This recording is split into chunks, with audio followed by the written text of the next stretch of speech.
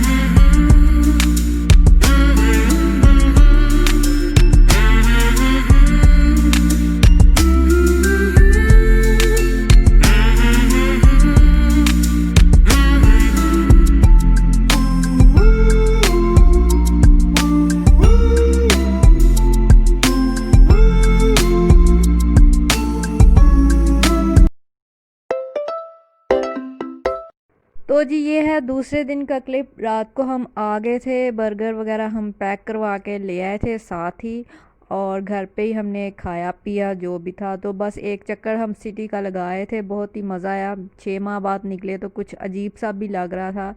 तो हालात कुछ बेहतर हो गए हैं, अल्लाह करे पूरी तरह से मुकम्मल पूरी दुनिया में हालात ठीक हो जाएं, तो नॉर्मल रूटीन पे आए पूरी दुनिया, यही दुआ है।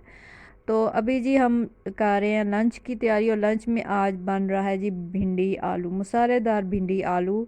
इसकी एक टिप भी है, वो भी मैं आपके साथ शेयर करूंगी। तो भिंडी मैंने फ्राई करके रख दी है एक साइड पे, और अभी मैं प्याज फ्राई कर रही हूँ।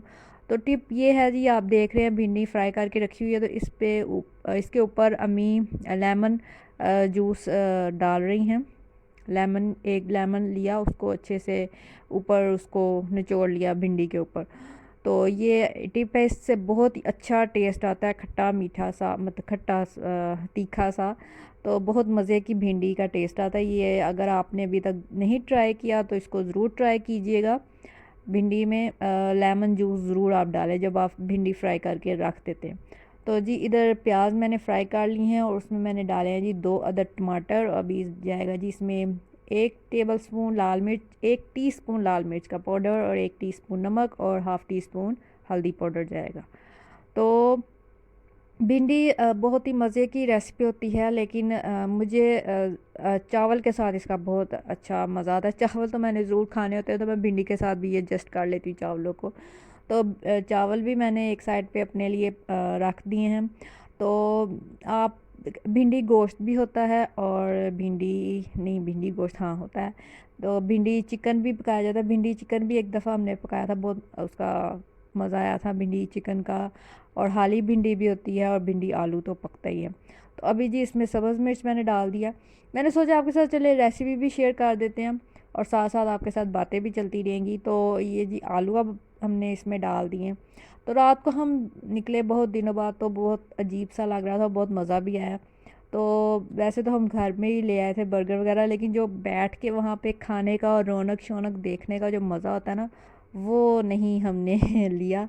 तो चले अल्लाह करे हालात अच्छे हो जाए तो फिर वो भी कर लेंगे इंजॉय।